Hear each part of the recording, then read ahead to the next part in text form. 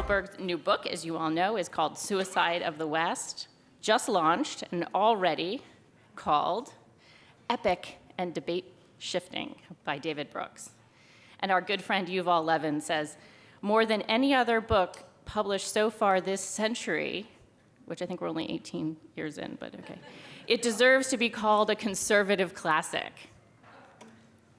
So you are really in for a treat tonight. But first, just a little bit. While you're surely familiar with National Review magazine, you might not be as familiar with National Review Institute.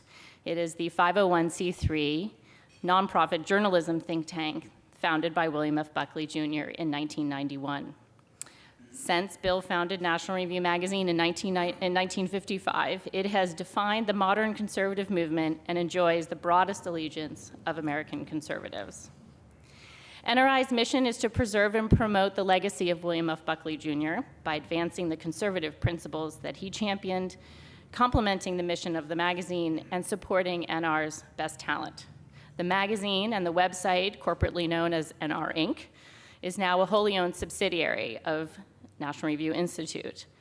And this is so that we ensure that the entire enterprise will have a truly profound consequence on our politics and our culture, both now and for years to come. And we have just celebrated our best year yet. National Review Institute's programs and events are strategically planned to bring NR talent to targeted regions around the country. NRI on-campus program events take Buckley's style of positive and engaging conservatism to college students who are painfully starved of this in their classes. We all know that. We have just concluded an 8-city tour celebrating the life and legacy of William F. Buckley Jr., marking the 10th anniversary of his passing. We had a wonderful forum just a few weeks ago here in Chicago. This was really a wonderful opportunity for us to re-engage with longtime supporters and make many new friends. Our regional partnership program hosts events just like this one to connect NRI supporters and our subscribers and nationalreview.com readers to like-minded state and regional organizations close to their home. Buckley created a movement. It is large, it is robust, and it is full of great organizations who can all work together in common cause. We are on a mission, and we want you to be part of it. So for Jonah's book, we're partnering with AEI to host several events around the country. Supporters of each organization can meet each other. We think that this networking opportunity for you is great, as well as for us, and we really appreciate everyone's support here tonight. I would have Jason Birch tell you a lot more about AEI right now, but he is stuck in traffic, and so he will talk at the end. But I want to say that truly we are so happy to be doing this partnership with AEI. As I like to say, our institutional missions are aligned, but we are also very aligned on promoting Jonah since he actually works for both of us. So a little bit about Jonah.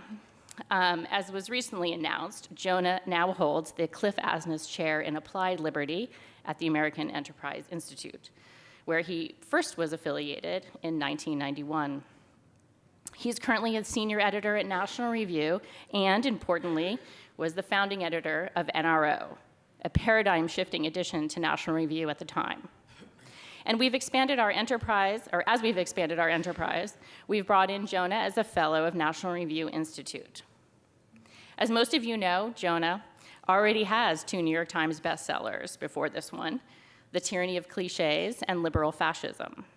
He writes and comments on politics, media, and culture for a wide variety of leading publications, and he has appeared on numerous television and radio programs, including, as you well know, I'm sure, Fox News All-Stars on Special Report with Bret Baier. And of course, he has a considerable social media presence, where I know most of you probably follow his work. He has been honored many times over the years, but my personal favorite was last year's Commentary Magazine Roast, which I would try to repeat, but really I think it's best said that it happened at the dinner. While doing all that he does to advance the cause of liberty, he will make us laugh with movie references or updates on his dog. Jonah has found time to write this very thoughtful book Suicide of the West, How the Rebirth of Tribalism, Populism, Nationalism, and Identity Politics is Destroying American Democracy. So my hat is off to his wife, Jessica, and their lovely daughter. Clearly, two very supportive women behind this very successful guy. Please welcome Jonah Goldberg.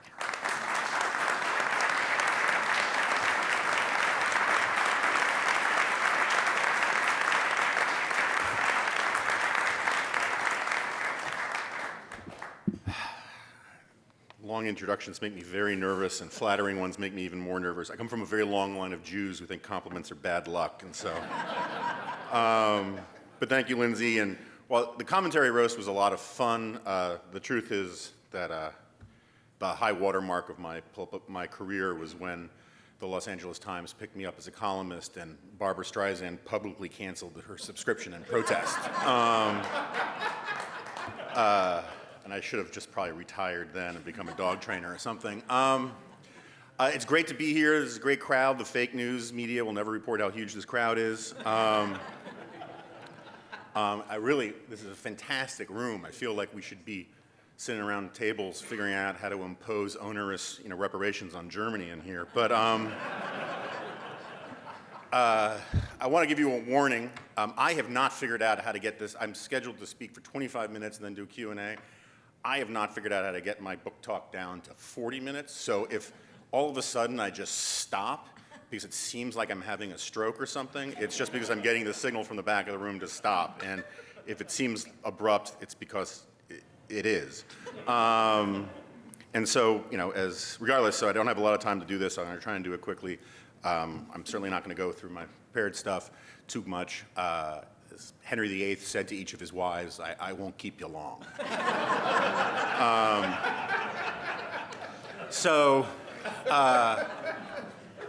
When I first started writing this book, one of my favorite, and I'm sure one of yours, professional wrestlers died. Roddy Piper, who was the star of one of my favorite movies.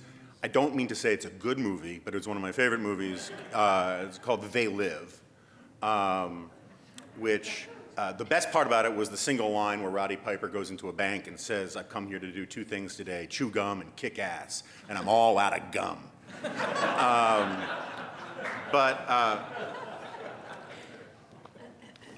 The fascinating thing about it, and I'm planning on writing about this for the magazine sometime soon, and I swear I am not making this up, is that the movie They Live is also considered among some of the world's, not just America's, the world's leading Marxist intellectuals to be the best single statement of Frankfurt School Marxism ever on film. And there are essays and PhD dissertations on this point and all that. I'm not going to get into all of that, but it's kind of true. The plot of the movie has this guy, this sort of bourgeois, everyman, blue-collar worker, construction guy, and one day he finds this pair of sunglasses. And all of a sudden, by putting on these glasses, he can see the real world behind the facade that we're subjected to in everyday life. And so when he puts on the sunglasses, all of a sudden, he realizes that he can shoot people whose phones go off. No, when he puts on his glasses, all of a sudden, if he sees a billboard with a woman in a bikini, when the glasses go on, all of a sudden it just becomes the text that says, "Marry and reproduce." And when he looks at magazine covers, it says "obey," and all these kinds of things, and all these subliminal messages, which is sort of part of the heart of the Frankfurt School Marxist indictment of democratic capitalism and corporate capitalism, is this idea that advertising is a way to keep people in line. But again, we're not going to get into all that. The reason why I bring it up is, one, because it's freaking awesome, but two, because I was really kind of looking for that kind of writerly conceit about how to get people to look at the world that we live in a little differently.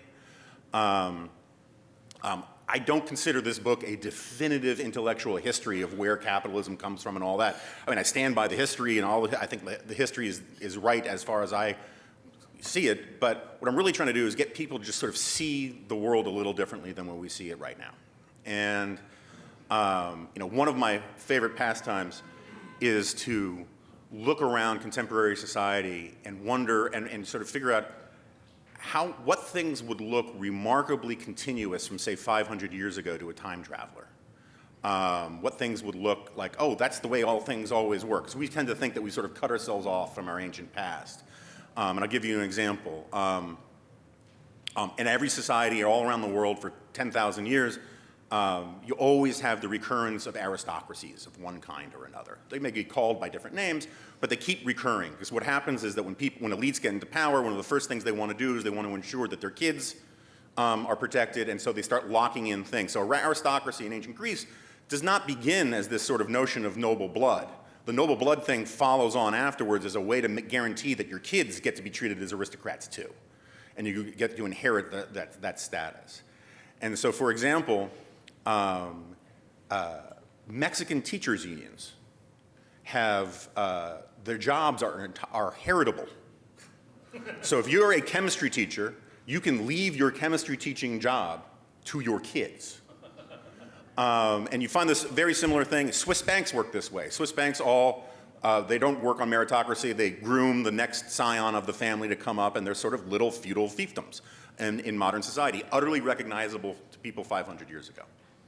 And so the conceit I sort of come up with, and if you've read the introduction or if you've read the excerpt from the magazine, is I fell back on what I think is basically a sort of a bit of a cliche, but it works. And it's this idea of the visitor from Mars, or a visitor from another planet.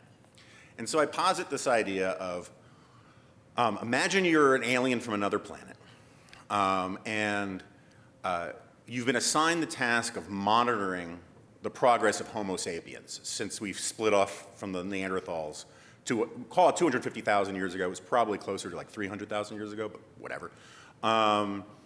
And you're supposed to just keep a log about how the Homo sapiens are doing. And the hitch is that you've got a lot of other planets to visit, so you can only come back once every 10,000 years. So on your first visit, what would you write? You would write, semi-hairless apes foraging and fighting for food. Right? You come back 10,000 years later, you'd write, semi-hairless apes foraging and fighting for food. No change. Come back 10,000 years later, semi-hairless apes foraging and fighting for food, right? So you basically do this 23 times.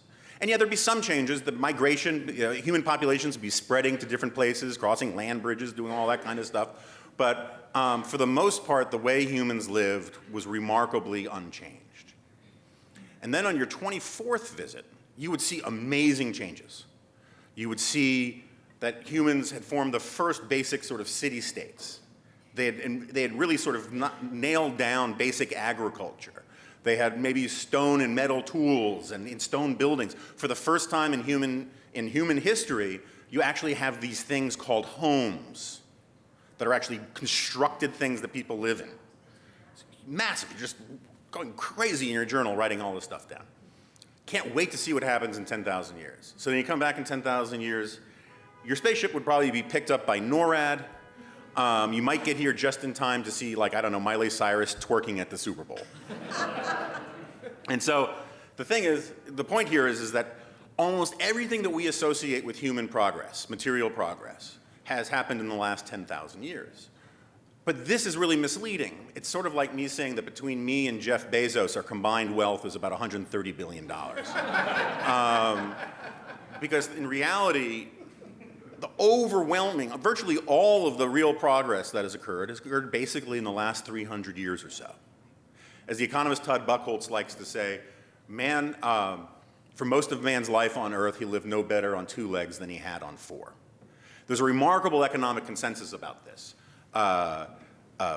There's some quibbling about the math, and you can phrase it in different ways, but in general, as Deirdre McCloskey puts it, everywhere on Earth where humans lived for 7,500 generations, or 250, 300,000 years, the average human being on Earth lived on $3 a day or less. Ancient China, ancient Rome, South America, North America, doesn't matter. This, we all like to talk about the hockey stick, about global warming and CO2 emissions. This is the really interesting hockey stick. That for all of human history, it's like this. And then once, and only once, the blade starts to go like that. It only happened in one place. There are people who think it happened first in Holland, and if there are any Dutch jingoists in the room, we can have that conversation later. But for my argument, it happened in England. And it happened in England for weird, accidental reasons. No one planned that said, hey, if we do start doing these things, we will create prosperity and have horseless carriages and medicines that will save us. It has nothing to do with any sort of plan. We stumbled into this. It was like we walked through a Narnian wardrobe and emerged in this other place. And it starts to go like this. And it's been going like this ever since. Right now, we live in the greatest moment of poverty alleviation in all of human history. In China, Africa, or Asia and Africa, you have hundreds of millions of people over the last 10, 20, 30 years being lifted out of extreme poverty. The amount of people living in extreme poverty today is, percentage-wise, is minuscule compared to what it was even 25 years ago. And it's not because of UN programs, right? And I'm not saying that all the UN programs are bad, but that's not what's doing it. What's doing it are these ideas, sometimes distorted, sometimes imperfect, that emerged out of what I call the miracle. And the miracle is, it is yes, it's capitalism, but it's also it's all of these things that come with what I call the Lockean Revolution. The idea that our rights come from God, not from government. We are citizens, not subject. The government belongs to us. We don't belong to it. That the fruits of our labors belong to us. And these ideas, which John Locke did not create, John Locke reflected. And it's certainly improved upon and all the rest. But John Locke is not the author of these things. The author of these things were people that started to change the way they lived their lives. And all of a sudden, all sorts of new economic arrangements started to emerge. And so part of my argument, I'm sorry I'm drinking so much water. I smoked an enormous amount of pot before I got here. And I get this terrible dry mouth.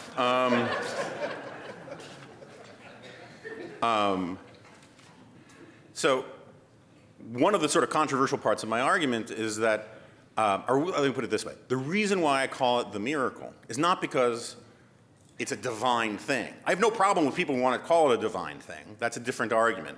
What I'm trying to do in this book is persuade people, which is something that a lot of people kind of given up on in this political moment. And I'm trying to actually model, I grew up, this is a total digression, but who cares?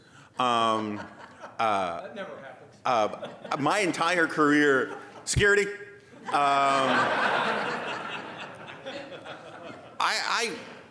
have no problem with, when I speak to right-wing audiences normally, I can dole out the red meat like it's an abattoir. I understand all of that. But I think one of the things that is sort of missing these days on the right is an effort to actually engage our opponents and try to persuade them. And that's what politics is supposed to be. Go back to Aristotle, is this idea that you can persuade people that their interests are better represented in your coalition than the one they're currently in. Instead, on both the left and the right these days, we obsess about purity. And we double down and triple down on purity, and when you do that, you exclude more people because you're only going to attract the truly intense people, and you're not going to get things done. And so I'm trying to sort of persuade people. And so that's why the first sentence of the book is, there is no God in this book. Now, I don't say that because I'm an atheist. I'm not an atheist.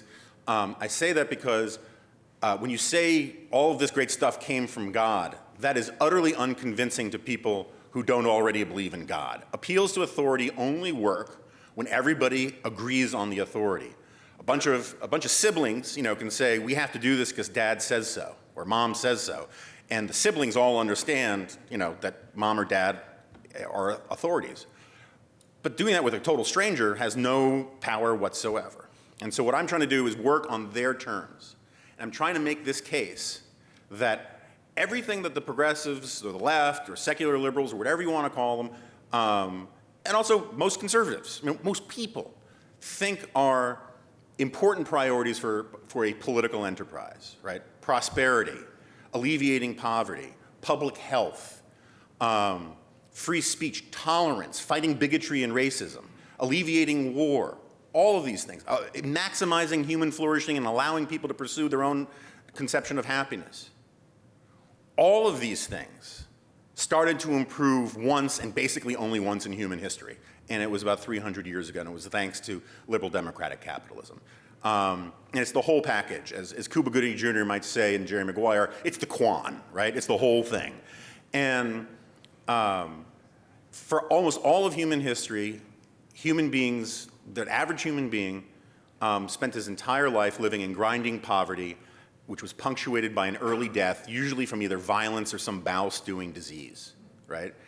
And that changed once. And when people ask, why is there poverty? It is one of the dumbest questions you can ask in a really profound way. It's like you're too dumb to be a spell checker in an M&M factory. Because we know why there's poverty. Poverty is the factory preset of the human condition. As individuals and as a species, we are all born naked, penniless, and ignorant. The only question is, why is there wealth? And there's only one answer so far to that, and it's this thing that we got from England that spread to America, was improved upon by America. And so what happened was the founding fathers, or the founding generation, let's say, they considered themselves Englishmen. And they brought with them their really weird, quirky attachment to liberty that the English had as a cultural thing, as a sort of tribal cultural thing, not as a fleshed out philosophical doctrine, right? The idea of a man's home is his castle stretches back to something like the 5th century in England. It was just sort of a rule of the culture that eventually became codified in law by Black and others and became, in America, the Fourth Amendment. So the culture comes first and the philosophy comes second. See, another good example of this is John Locke's Notes on Toleration. So John Locke, I like John Locke a lot, but so John Locke writes this, this famous essay about how we need to be tolerant of religious minorities, religious dissidents. What he meant by this were like various Puritan sects, Protestants, Calvinists, all that kind of stuff. But he was very clear, not the frickin' Catholics, right? And he was totally down with this idea that Catholics could not be good citizens because they were loyal to a foreign prince. Jefferson comes along and he takes this argument and he follows it through to its logical conclusion and says not only can Catholics be good citizens, but so can atheists and pagans and Hindus and whoever. And that's basically what we get in the founding, is we're taking these English notions, and the founders put them in a centrifuge, and they kind of purified them, and then they wrote them down. And we did not implement them as well as we should have in the beginning. And this is something that I think people on the left really profoundly don't understand. Yes, the founding generation of America were hypocrites, because we had said we are all endowed by that all men are created equal, and that we are endowed by our Creator with certain inalienable rights, and then we didn't give those rights to women, we didn't give those rights clearly to slaves, and I have no problem teaching people that, about this original sin of America. We should teach people about it. But what we should also teach them about it is that what is remarkable about Western civilization is not that we had slavery. Slavery existed in every civilization since the agricultural revolution. It is not as old as man, because when we were hunter-gatherers, slaves were an enormous expense and security risk. Because when you're just wandering around, having some guy who could like run away or stab you didn't make a lot of sense. It was only when we settled down with agriculture that we invented slavery, because then we had needed all this surplus labor. But slavery existed in every civilization for the last 10, 12,000 years. What is remarkable about America isn't that we had it. It's that we got rid of it. And the reason why we got rid of it is because of the internal logic of our best selves, of our best ideals. And that's why when Martin Luther King spoke at the March on Washington, he was appealing to the best story that we tell ourselves about ourselves. Because that's all a civilization is the story we tell ourselves about ourselves. That's what rhetoric is. Shaping those ideas that we think are the highest things that people should care about and consider important. And so this is the only thing I'll read from the actual speech. Martin Luther King says, "In a sense, we've come to our nation's capital to cash a check. When the architects of our republic wrote the magnificent words that I've lost, the words of the Constitution and the Declaration of Independence, they were signing a promissory note to which every American was to fall heir. This note was a promise that all men, yes, black men as well as white men, would be guaranteed the unalienable rights of life, liberty, and the pursuit of happiness. What he was saying to white America, such as it was, is you claim that these are this is your central creed, right? You hearken back to Abraham Lincoln, who reinterpreted the founding of this country to make those ideas central to this country at Gettysburg. And you're not following through. And that was what made that speech such a glorious chapter in the continuing unfolding story of America. What is dismaying today is that now, instead of saying, it's fine to say, oh, we're falling short of ideals. You know who falls short of ideals? Everyone. That's why we call them ideals, right?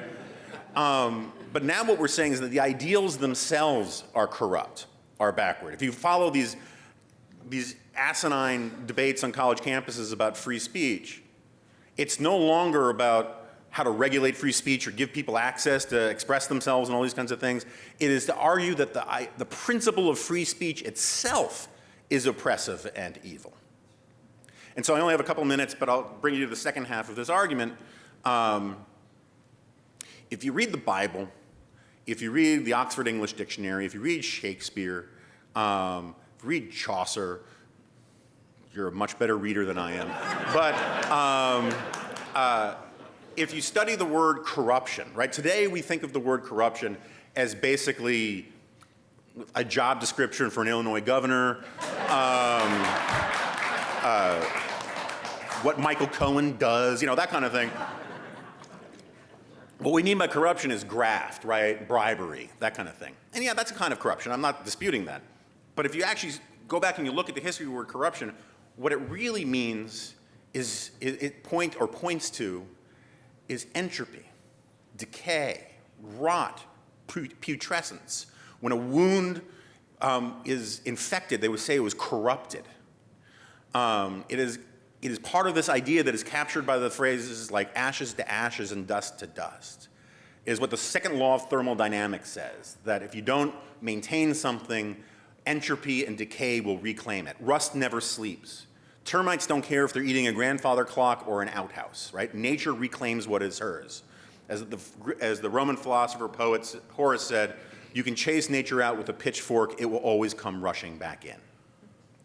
And so part of my argument in the second half of the book is that human nature is corrupting. This is something that Christianity used to be able to teach and talk about quite openly. It understood this, that this world is fallen, that the promised land is in the next life, not in this one. We should not immanentize the eschaton, as we like to say at National Review, which just simply means trying to take what is reserved for the hereafter and pulling it down to the here and now, creating a heaven on earth. You can't do it. And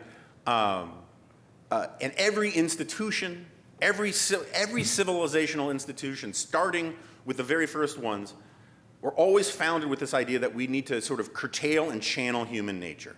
The first aspect of human nature that civilizations, that societies channel and curtail is violence.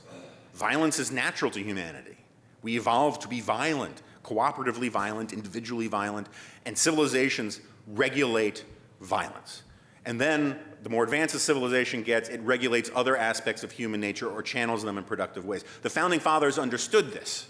So unlike, this is one of my problems with the Steven Pinker book, which has got a lot of fantastic stuff in it, but he treats the Enlightenment as all one thing. And I come from the sort of, was it Mike Myers from So I Killed an Axe Murderer? When it comes to enlightenments, my view is if it's not Scottish, it's crap. And so the French Enlightenment believed in the perfectibility of man. The Scottish Enlightenment understood that we are built from the crooked timber of humanity. And what the Founding Fathers understood is that human nature can be a problem, that it can swamp the system and put people, aristocrats or whoever, in power who will then protect themselves. This is what neuroscientists and evolutionary psychologists call the coalition instinct, right? For the same reason that Mexican teachers' unions make their jobs heritable, for the same reason why guilds and and trade associations. They try to raise barriers, right? The same reason why Mark Zuckerberg is all in favor of reasonable regulation of social media is because he knows it will protect him from innovators. And the Founding Fathers understood the coalition instinct as faction. We get the word nepotism from the Catholic Church, which needed to fight the natural human practice of giving favoritism to your own family. There's never been a society in all of human history, anywhere in the world, where people didn't naturally give preferences to family and then friends. It's kin selection. It is part of who we are. And we set up rules to hold that stuff at bay. And what is happening for complex reasons that maybe we can get into in the Q&A, that is starting to unravel.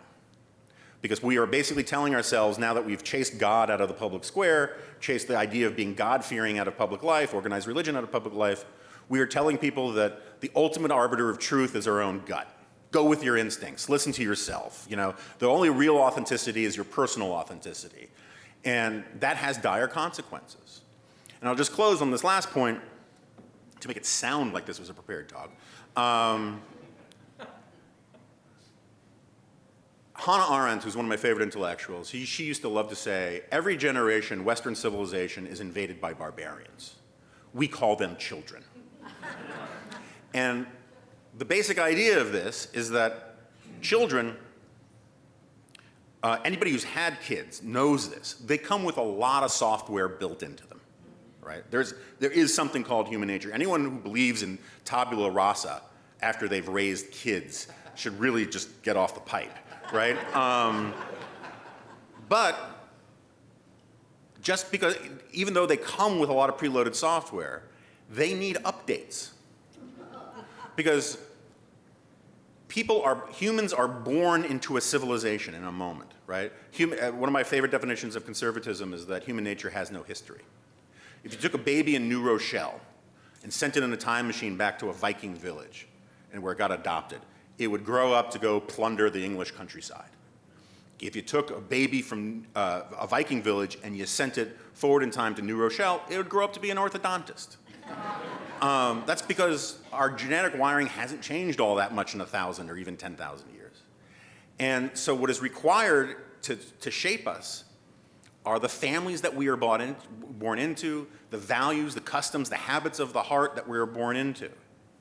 And when those institutions, starting with the families, start to break down, what happens is we start searching for other sources of community and meaning, what Robert Nisbet called the quest for community. We are by our natures tribal creatures that want to belong to a group, to get a sense of meaning from the group. And if we don't get that meaning from healthy sources, families, faith, churches, schools, whatever, local communities, real people, we don't turn off that desire. We look for it elsewhere. And the story of every totalitarian system of the last 300 years is the story of people looking to the state to give meaning the way the family gives meaning, the way church or school or church or faith give meaning to us. It's this idea that the government can love you, that the government or the state or the nation can be my tribe and give me all the meaning and fulfillment I need that can fill the holes in my soul. And so one of the things that Friedrich Hayek writes about brilliantly is that the world is really divided into a microcosm and a macrocosm. In the microcosm, the world of faith, family, friends, the little platoons that Edmund Burke talks about, where you actually know the names of people, we have different rules than we do in the extended order of liberty, right? In my family, I'm basically a communist, right? I don't charge my daughter for food. I don't put price tags and stuff in the fridge. I don't charge her for her clothes. I don't charge her rent yet. Because she's my family. And your family, it really is from each according to his ability to each according to his need. Same thing with your friends. The rules for your friends are very different. My dad always used to say the single most corrupting thing in journalism wasn't money, it was friendship. Because if a friend calls you and says, hey, could you give my kid a job? You know, he really needs help. It's very, very tempting. Very difficult to say no to that. If some stranger calls you up and says, I'll give you $500 if you hire my kid, you say, screw you, get out of here. It's because we're wired to give preference to our friends. Loyalty is deeply wired into us. And so anyway, if you go back and you look at the life of Julia, if you go back and you look at the story that the Democratic Party has been telling for the last 100 years about how, give you an example. I attended the Democratic Convention in 2012 for reasons probably having to do with original sin. And the opening words of the convention were, the very first words were, "The government is the one thing we all belong to." And as a Tea Party-ish kind of guy, that makes me want to flip the safety on my rifle, right? You know, that's really, really creepy. But I'm not the target for that message. The target for that message are lots of people who feel lost in the switches, who don't have a sense of community. They don't have the social capital of family. They don't have the social capital of community, and they desperately want to belong to something. And we should not have contempt for those people.